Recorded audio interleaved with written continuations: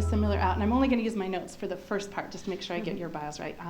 Originally, she's a technologist that had Singlebrook Technology Group, had a successful acquisition. She is now part of PollQ, which is a chat box poll for higher education, as well as a mentor for Women 2.0, and a partner in the development of Chloe Capital that we'll hear about, and a mentor of all things. And then we have Kathryn, who is also Kate, who has, comes from Syracuse, from Newhouse program as a broadcaster, who has been doing a lot with Upstate Venture Capital, who is also a mentor for Start Fast Venture Accelerator, and with our University of Rochester AIM Center for Entrepreneurship, she's an entrepreneur in residence.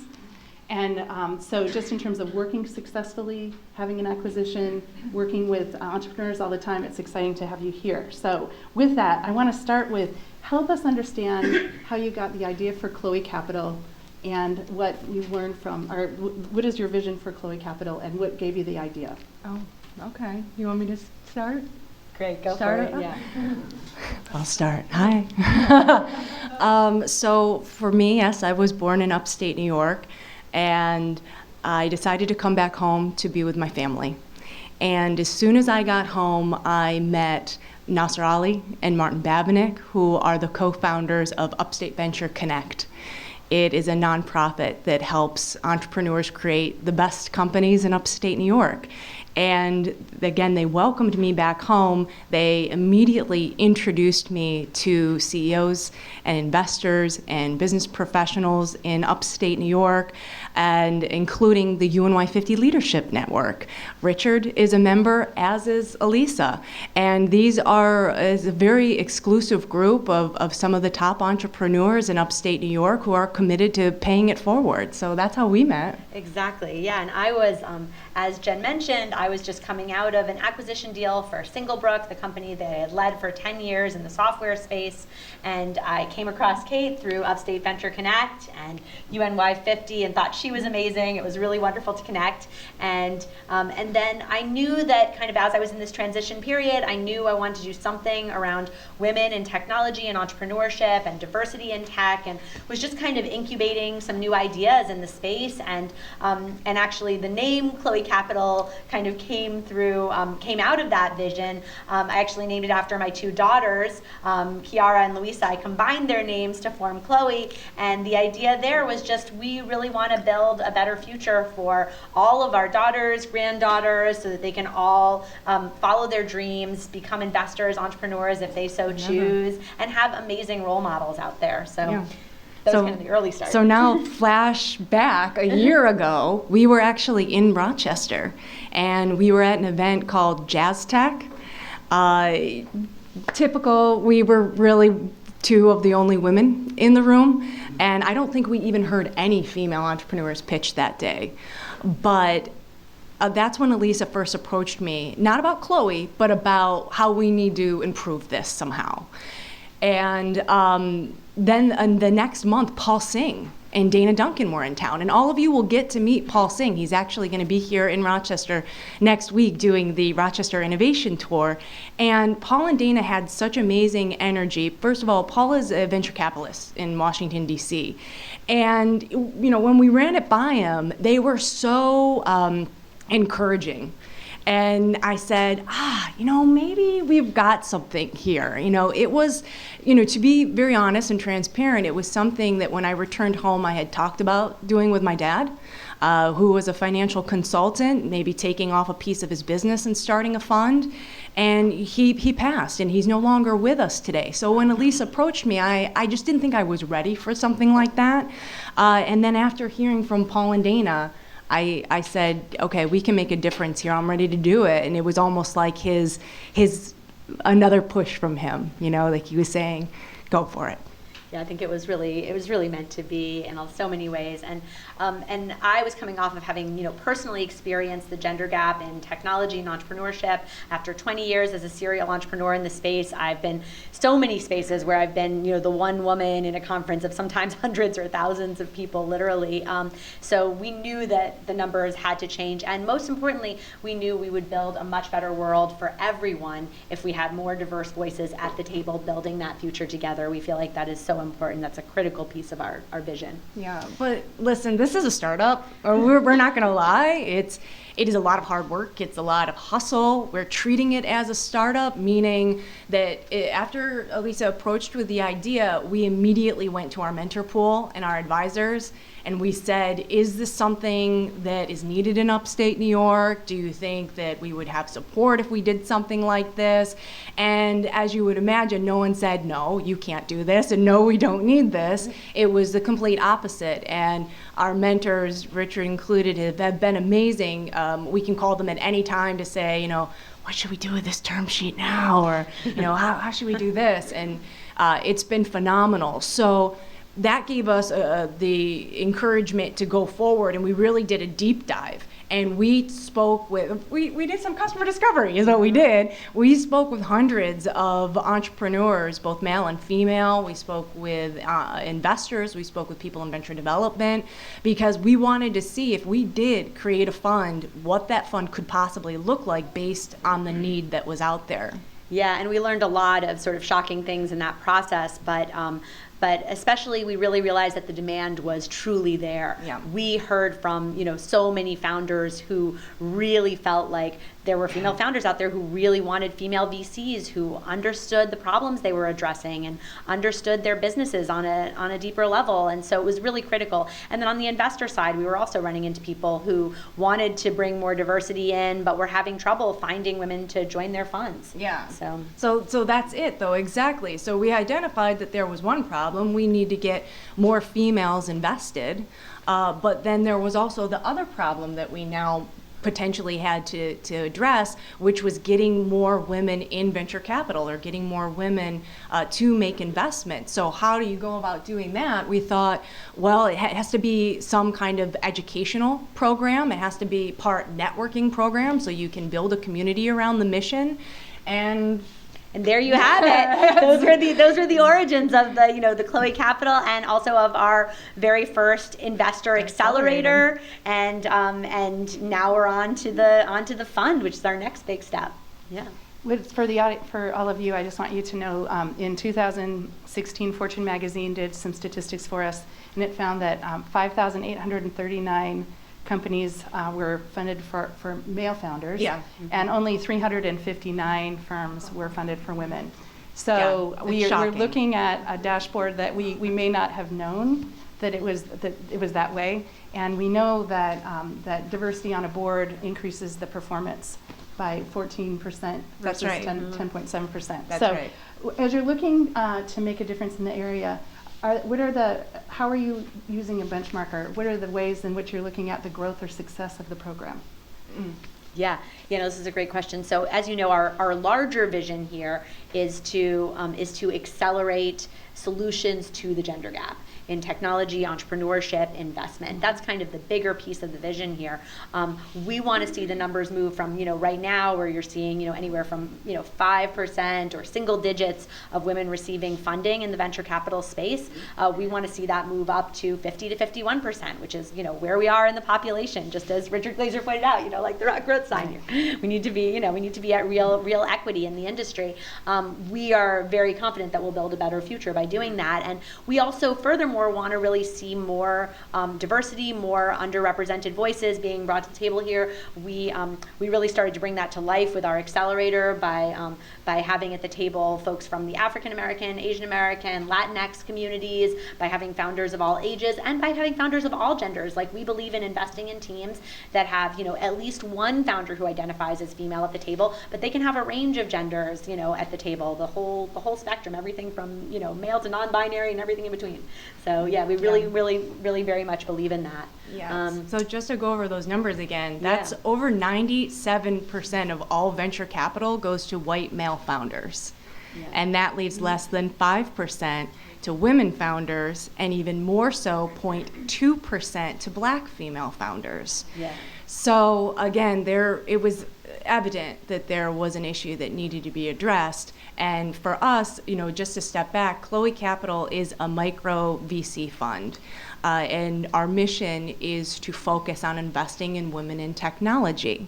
But again, treating this as a startup, we went back and we said, let's do an accelerator first to truly show that we can bring the deal flow to the table, that we can bring new investors to the table, and that we can work together and prove ourselves that this is the direction that we want to go in. Yeah, absolutely. That was critical. And I just want to make one other point too about the diversity around this too, is that, we really want to see, we're so happy to see this diverse audience here in front of us, and we really want to see both men and women coming to the table to support these efforts. And it's really important to recognize that gender diversity and gender equity is not just a woman's problem. It's a problem for all of us, and the solution will benefit all of us, as we can carry it out. That's such a critical point, I think, with all of this. And then one more point on the numbers, 85% of women control consumer spending and control purchase influencing. So while women are a very small percentage of the companies that are getting funded, we have huge spending power, right? And so it really makes sense as a VC, it's kind of a no-brainer to want to invest in businesses that really understand and are catering to this massive consumer segment. So we think there's, a huge opportunity that's been being overlooked for a while now, and we hope to rectify that, And literally, their accelerator was last Wednesday and Thursday. Yeah, and so, just coming off of it. Literally. So I'm wondering, what are maybe 3 outcomes that you learned from it? And I also want to know, is there any myth busting, or was there any assumptions that you had going in that you learned were different coming out of it? Okay. Oh yeah, we can address those. Yeah, so that's easy. Okay. Exactly. So no, we got so many amazing outcomes out of this experience. It was really mind blowing and incredible. We're really still coming off of the high. Richard Glazer was there. We thank him for coming out and supporting us. We had an incredible time. So we first and foremost just feel like we're developing an incredible community and really building a movement here. We had mentors and sponsors and world-class folks who came out to support us, people who have made hundreds of investments, people who are world-class in the industry, and they came from all over the country, and even some came from all over the world to be at this program, which was incredible. Second of all, we brought together 10 amazing investors from all over. We had several representing right here in upstate New York. I don't know if Jean Case is in the room. Is Jean Case here? But she was one of our Rochester folks in the room. I want to embarrass her. And then we had several others from upstate New York, but we also had investors who came from Boston, from California, from New York City, and traveled to be with us. And part of our goal was to connect that investor community and to bring more women to the table, women who have been sitting on the sidelines who wanted to learn more about this space and learn how they could also, a lot of women maybe were used to investing in the stock market, used to investing in, bonds and other types of investments. And there's so many women who just haven't gotten into this space yet. We wanted to bring more of those voices to the table. Third was, of course, the incredible founders that participated in our program. So we had people applying. We had over 100 applicants for a brand new program, brand new name, brand new organization. No advertising. Total new kids on the block here, no advertising. And not only that, the caliber of the founders was mind-blowing. We had people applying from Stanford, MIT, all over, people applying from all over the world. I mean, it was really phenomenal, the caliber of entrepreneurs that we had applying to this program. It was very clear to us that this is, there was a real need. And as I mentioned, the founders represented, a really diverse group of folks. We were able to narrow that down to 5 just incredible companies that are now part of our, kind of larger portfolio of companies we're supporting, our family, the Chloe Capital family, through this program that we ran. And then to address your question about the, myth busting, that was a big piece of it actually, was that around the pipeline, we had a lot of people who questioned, is there a pipeline of female talent that's out there that's ready for venture capital funding? does that exist? And this accelerator was, in many ways, we said it was an experiment, a test for us. We consider it an MVP in the entrepreneur world. That's like a minimum viable product. I come from the tech world. So, it's our prototype. We were testing out our ideas here, and we tested out, is there a pipeline for this? And that was overwhelmingly validated by the fact that we just got this incredible pipeline in such a short time that when we go out and actually, aggressively seek a pipeline, we think it's going to be, through the roof. So, so that was something that, we were really pleased at. And the other thing is just the amount of community support has been really surprising through all of this. Just the outpouring of support's been amazing. We have, of course, from incredible mentors and supporters like people like Richard Glazer here in the room, but also just from people that we don't even know contact us on a regular basis now over email and just say, thank you for what you're doing. Like, these are people who have no agenda. They're not raising funds. They're not investing. They just appreciate what we're doing. And I've never had a business or organization in my 20 years of running businesses. I don't think I've ever had something where this many people contact us just to say, thank you for what you're doing. This is so needed. People come out and just share their stories. They write to us and say that, I've tried to raise funds. These are the challenges I've faced. This is why this is important to us. So we really feel like we're tapping into something much larger here and something that's very timely. And we couldn't be more thrilled. Yes. So I'm going to throw on a bonus. Oh, okay. A bonus for us doing this is we got to form a really great team, and we got to see how well we were going to work together. And Erica is our third partner, and she couldn't be here tonight. She's holding down the fort. Maybe working on some breaking news that we'll announce at the end. We've got our cell phones here. So it has really been incredible to learn, to grow, to experience all of this. Can I share the story about the startup companies and how we ranked them? Yeah, so we had over 100 startups, and mind you, we're doing this accelerator in 4 to 6 months. So we're raising money, we're actually putting the event together, we're getting our world-class mentors, and on top of that, we're vetting 100 startups. So it was cray. It was a little cray. And but what happened was we said, okay, well, let's do our top 10 and then give ourselves a 5-person bonus, right? And individually, we're not going to tell each other. So we did them, we ranked them, and we listed our reasons why. In the top 10, out of the 100, 6 of ours matched perfectly. And if they weren't in our top 10, then the other ones were in our padded 5. So that to me said, we get each other, we know what we're looking for, and that was really cool to build off of.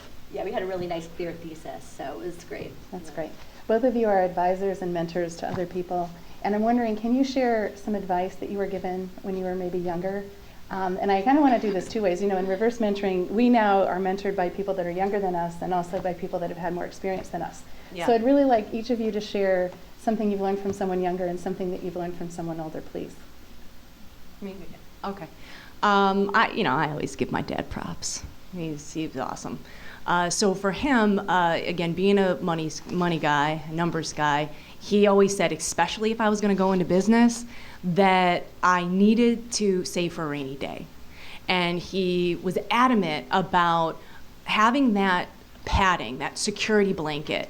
And it was invaluable because what that security does is it allows you to live. It allows you to explore. It allows you to risk.